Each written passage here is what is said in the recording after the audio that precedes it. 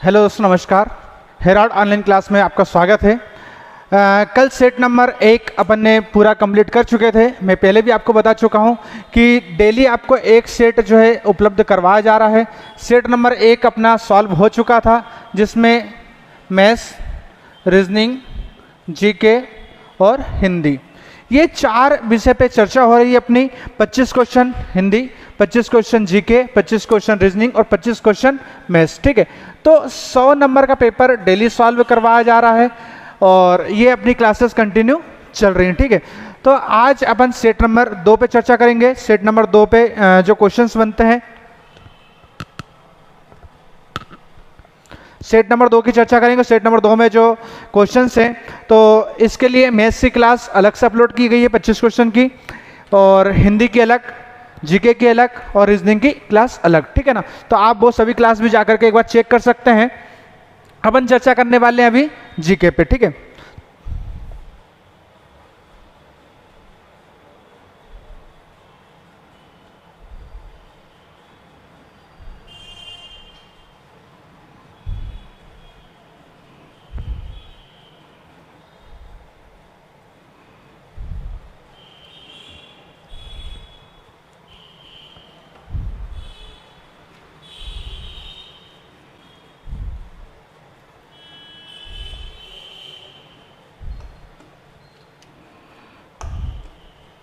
चलिए, तो सबसे पहले अपन देखते हैं कि क्वेश्चन नंबर 26। ठीक है, देखिए जहां सेट आपको नहीं मिला है अगर, तो डिस्क्रिप्शन में टेलीग्राम के लिंक में डाल दूंगा, और डिस्क्रिप्शन में टेलीग्राम पे जाकर के आप उसमें ज्वाइन कर लीजिए, तो वहां से आपको पूरी पीडीएफ मिल जाएगी। 100 क्वेश्चन पूरे आपको वहां से मिल जाएंगे, तो आप सीधे वहां से सेट लगाइए और फिर उसके बाद अपन सॉल्यूशन चेक करेंगे। ठीक है, तो क्वेश्चन नंबर 26 है अपने पास।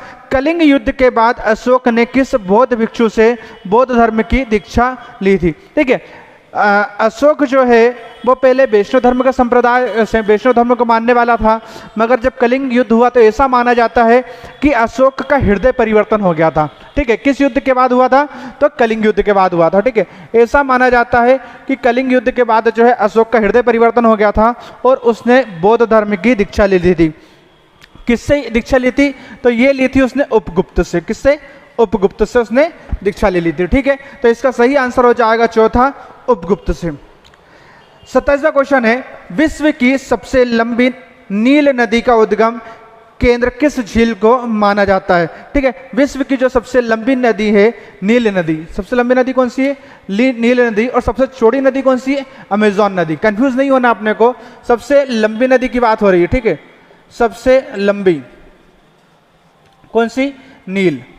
और सबसे चौड़ी की बात करेंगे तो, सबसे चौड़ी की बात करेंगे तो अमेजन या अमेजॉन।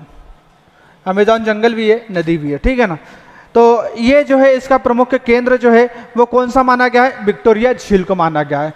कौन सा माना गया है? विक्टोरिया झील को इसका केंद्र माना गया है। ठीक है, क्वेश्चन नंबर 28 देखते हैं। क्वेश्चन नंबर 28 है, बृहद हिमालय की ऊंचाई, औसत ऊंचाई कितनी है? बृहद हिमालय की औसत ऊंचाई कितनी है? तो बृहद हिमालय की जो औसत ऊंचाई है जो हिमालय की, वो है लगभग 6000 मीटर। लगभग कितनी है? औसत की बात कर रहे हैं। ठीक है, औसत कितनी है? लगभग 6000 मीटर। ठीक है, ऐसा सुना होगा हिमालय की जो ऊंचाई है वो कितनी है? 8848 मीटर, ऐसा सुना होगा ना, ऐसा भी सुना होगा। ठीक है ना, मगर यहाँ बृहद हिमालय की बात हो रही है, तो बृहद हिमालय की जो है वो कितनी है? 6000 मीटर। ठीक है ना, चलिए क्वेश्चन नंबर 29 की बात करते हैं अपन। क्वेश्चन नंबर 29 है अपने पास, भारतीय रिजर्व बैंक का राष्ट्रीयकरण कब हुआ था? भारतीय रिजर्व बैंक का राष्ट्रीयकरण कब हुआ था? तो क्वेश्चन नंबर 29 है अपने पास, इसका आंसर 1 जनवरी 1949 को हुआ था। ठीक है, भारतीय रिजर्व बैंक का राष्ट्रीयकरण कब हुआ था? 1 जनवरी 1949 को हुआ था। क्वेश्चन नंबर 30 है, प्रकाश वर्ष इकाई है। प्रकाश वर्ष किसकी इकाई है? तो प्रकाश वर्ष जो है वो दूरी नापने की सबसे बड़ी इकाई है। प्रकाश वर्ष किसकी इकाई है? दूरी नापने की इकाई है। अब देखिए प्रकाश वर्ष निकालते कैसे हैं, थोड़ा सा मैं बता देता हूं कि प्रकाश वर्ष कैसे निकालना है। तो अब अपने को पता है कि प्रकाश वर्ष का मतलब होता है कि एक साल में प्रकाश द्वारा तय की गई दूरी को प्रकाश वर्ष कहते हैं। एक साल में प्रकाश जितनी दूरी तय करता है उसको अपन क्या बोलते हैं, प्रकाश वर्ष। तो प्रकाश की चाल जो होती है वो होती है 3 लाख किलोमीटर प्रति आवर, 3 लाख किलोमीटर प्रति आवर, ठीक है ना। अब देखिए 3 लाख किलोमीटर प्रति आवर होता है, तो इसको किलोमीटर से मीटर में बदलाएंगे तो अपन 1000 का इंटू करते हैं, ठीक है। तो ये हो गया मीटर में बदलने के लिए, ठीक है। अब एक साल में चली गई दूरी को प्रकाश वर्ष कहते हैं। तो एक साल में कितने दिन होते हैं, 365 दिन होते हैं, ठीक है ना।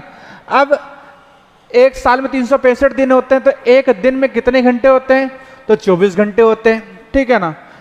एक घंटे में कितने सेकंड होते हैं, प्रति सेकंड निकालेंगे क्योंकि अपन, ठीक है ना, प्रति सेकंड निकालेंगे, इसलिए एक घंटे में कितने सेकंड होते हैं, 3600, ठीक है, 3600 सेकंड होते हैं, ठीक है ना।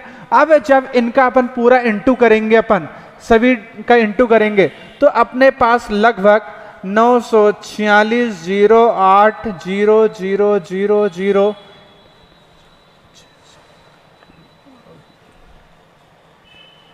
15 16 इतना आएगा, ठीक है। जब इन सब का अपन इंटू करेंगे तो इतना आएगा लगभग, कैलकुलेटर से करेंगे तो इसी को अपन शॉर्ट फॉर्म में लिखते हैं 9.46 इंटू 10⁻15। क्या लिखते हैं अपन, 9.46 गुणित 10 के ऊपर 15 की घात मीटर प्रति सेकेंड। और किलोमीटर की बात करेंगे तो 9.46 इंटू 10⁻12 किलोमीटर प्रति सेकेंड। ये दो क्वेश्चन बनते हैं, ठीक है ना। प्रकाश वर्ष जो होता है वो दूरी का मात्रक होता है, कितना होता है 9.46 इंटू 10⁻15 मीटर प्रति सेकेंड। और किलोमीटर की मैं बात करेंगे तो 9.46 इंटू 10⁻12 किलोमीटर प्रति सेकेंड, ठीक है। ये निकाल सकते हैं अपन अगर भूल गए तो, ठीक है। चलिए नेक्स्ट क्वेश्चन देखेंगे अपन। देवधर ट्रॉफी किस खेल से संबंधित है, तो देवधर ट्रॉफी जो है वो क्रिकेट से संबंधित है। क्वेश्चन नंबर 31 है अपने पास, देवधर ट्रॉफी किससे संबंधित है, किस खेल से संबंधित है, तो वो किससे संबंधित है, क्रिकेट से संबंधित है, ठीक है। क्वेश्चन नंबर 32 है अपने पास, भारत का प्रथम मुस्लिम राष्ट्रपति कौन थे। भारत के प्रथम मुस्लिम, देखो ध्यान से क्वेश्चन को पढ़ना होता है और क्वेश्चन को समझना होता है। क्वेश्चन है 32, तो उसने अपने से पूछा है कि प्रथम मुस्लिम राष्ट्रपति, तो प्रथम मुस्लिम राष्ट्रपति की बात हो रही है, इसलिए अपना आंसर हो जाएगा डॉक्टर जाकिर हुसैन, ठीक है।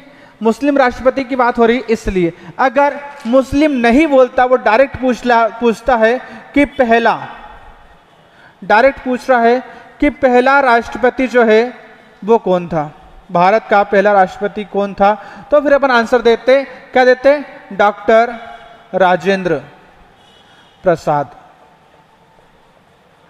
तो अपन आंसर देते कि पहले राष्ट्रपति जो थे वो कौन थे, डॉक्टर राजेंद्र प्रसाद। दोनों क्वेश्चन बनते हैं, अलग अलग बनते हैं। पहला मुस्लिम राष्ट्रपति कौन थे, डॉक्टर जाकिर हुसैन, और पहला राष्ट्रपति कौन था, डॉक्टर राजेंद्र प्रसाद। क्वेश्चन ध्यान से पढ़ेंगे तो अपन इसका आंसर आसानी से दे सकेंगे।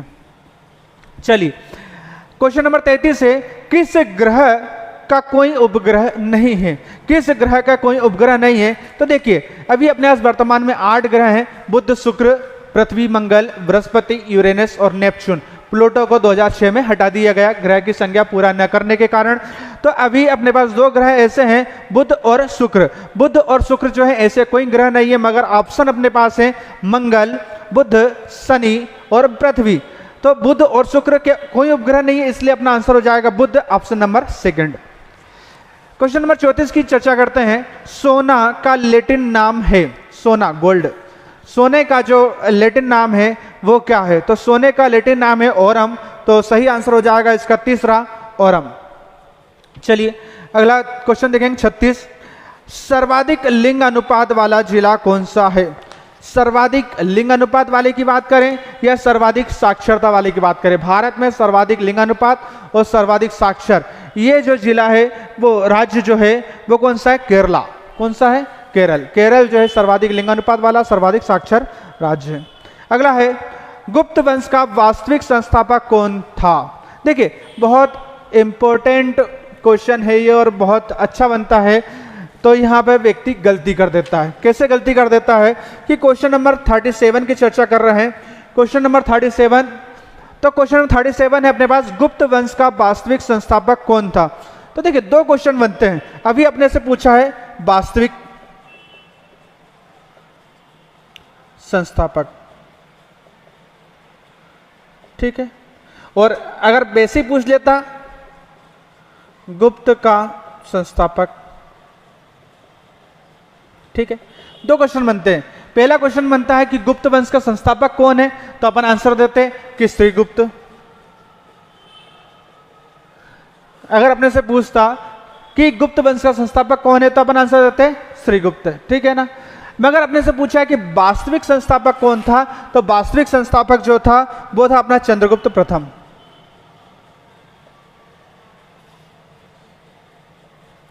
चंद्रगुप्त प्रथम, ठीक है। वास्तविक संस्थापक की बात आएगी तो वहां पर चंद्रगुप्त प्रथम आंसर रहेगा, और गुप्त वंश का संस्थापक रहेगा तो उसका आंसर रहेगा श्रीगुप्त, ठीक है। दोनों क्वेश्चन अलग अलग बनते हैं, सही अपने को पता होना चाहिए। चलिए क्वेश्चन नंबर 38, पूर्व का मैनचेस्टर किसे कहा जाता है, तो पूर्व के मैनचेस्टर के नाम से ओसाका को जाना जाता है, ठीक है ना। क्वेश्चन नंबर 39 है, प्राकृतिक चयन का सिद्धांत किसने दिया था। प्राकृतिक चयन का सिद्धांत जो दिया था वो दिया था चार्ल्स डार्विन ने। प्राकृतिकवाद का सिद्धांत या प्राकृतिक चयन का सिद्धांत बोल सकते हैं अपन इसको, तो इसका जो सिद्धांत दिया था प्राकृतिक का वो दिया था चार्ल्स डार्विन ने, ठीक है ना। क्वेश्चन नंबर अपना 39 का आंसर है fourth, Charles Darwin. Question number 40 की चर्चा करते हैं। दादा साहेब फाल्के पुरस्कार की शुरुआत किस वर्ष में की गई थी, तो दादा साहेब फाल्के पुरस्कार जो है वो उसकी शुरुआत 1969 में की गई थी, और ये जो पुरस्कार है वो फिल्मों में दिया जाता है। फिल्मी जगत में जो पुरस्कार दिया जाता है उसको बोलते हैं अपन दादा साहेब फाल्के पुरस्कार, जिसकी शुरुआत हुई थी 1969 से। चलिए अगला, विश्व में सबसे ऊंची राजधानी किस देश की है। विश्व में सबसे ऊंची राजधानी जो है वो किस देश की है, तो वो है लापाज। किस देश की है, लापाज। लापाज जो है सबसे ऊंची राजधानी है, ठीक है ना। क्वेश्चन नंबर 42 की चर्चा करेंगे। राज्यसभा सदस्यों का निर्वाचन कौन करता है। राज्यसभा सदस्यों का निर्वाचन कौन करता है, तो थोड़ा इसको समझते हैं अपन पहले। क्वेश्चन नंबर 42 देखिए, थोड़ा सा समझने की आवश्यकता है, इसको कभी नहीं भूलोगे इसलिए।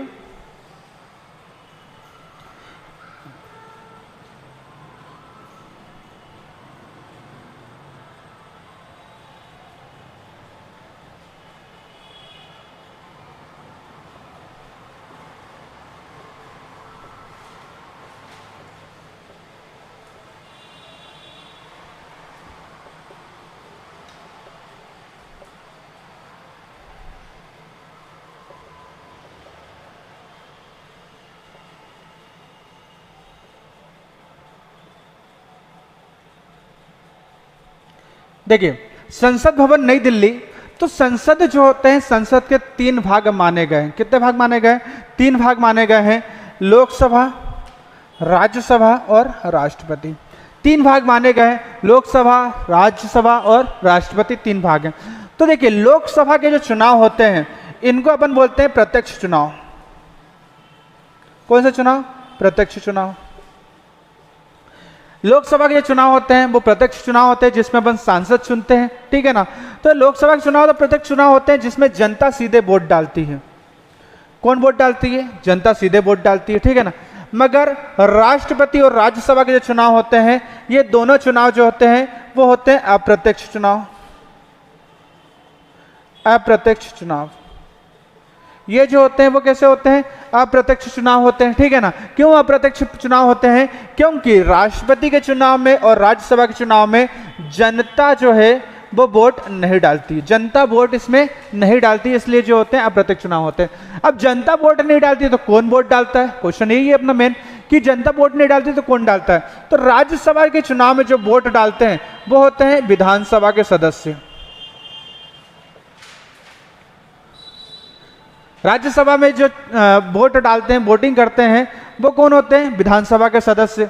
और राष्ट्रपति में के चुनाव में जो वोट डालते हैं वो होते हैं लोकसभा, राज्यसभा और विधानसभा के सदस्य। क्लियर है। लोकसभा के चुनाव में जनता द्वारा प्रत्यक्ष चुनाव, जनता वोट डालेगी। राज्यसभा के चुनाव अप्रत्यक्ष, जनता वोट नहीं डालेगी। जनता जब वोट नहीं डालती तो कौन डालेगा? विधानसभा के सदस्य, मतलब विधानसभा के सदस्य राज्यसभा के सदस्य को चुनेंगे। राष्ट्रपति के चुनाव में लोकसभा के सदस्य, राज्यसभा के सदस्य और विधानसभा के सदस्य तीनों जो हैं वो वोटिंग करते हैं। ठीक है, तो अब अपने को समझ में आ गया है कि कौन से चुनाव प्रत्यक्ष हैं, कौन से अप्रत्यक्ष हैं और किसमें कौन वोटिंग करता है। तो अपना क्वेश्चन वही था कि राज्यसभा सदस्यों का निर्वाचन कौन करता है, तो आपने को पता राज्यसभा सदस्यों का निर्वाचन कौन करता है? विधानसभा करता है। ठीक है, क्वेश्चन नंबर 42 का आंसर है सेकंड। अगला क्वेश्चन है 43, भारत के मुख्य लड़ाकू टैंक का नाम क्या है? भारत का जो मुख्य लड़ाकू टैंक है उसका नाम है अर्जुन। क्वेश्चन नंबर 43 का आंसर है पहला अर्जुन। 44, बाष्प इंजन की खोज किसने की थी? जो सबसे पहले बाष्प इंजन बना था उसकी खोज की थी राइट ब्रदर्स ने। किसने की थी? राइट ब्रदर्स ने की थी। ठीक है, क्वेश्चन नंबर 45 है एनिसोल है। एनिसोल, देख एनिसोल क्या होता है? तो ये एक मृदा, मिट्टी का नाम है। एनिसोल जो है किसका नाम है? मृदा और मिट्टी का नाम है। कौन सी मिट्टी का नाम है? तो ये है जलोढ़ मिट्टी। कौन सी मिट्टी है? जलोढ़ मिट्टी। तो जलोढ़ मिट्टी को ही एनिसोल कहा जाता है। ठीक है, क्वेश्चन नंबर 46 की बात करते हैं। प्रसिद्ध गायत्री मंत्र किस वेद से लिया गया है? प्रसिद्ध गायत्री मंत्र जो है वो किससे लिया गया है? तो ये लिया गया ऋग्वेद से। कौन से वेद से लिया गया है? ऋग्वेद से। ठीक है, प्रसिद्ध गायत्री मंत्र किस वेद से लिया गया है? ऋग्वेद से लिया गया। देखिए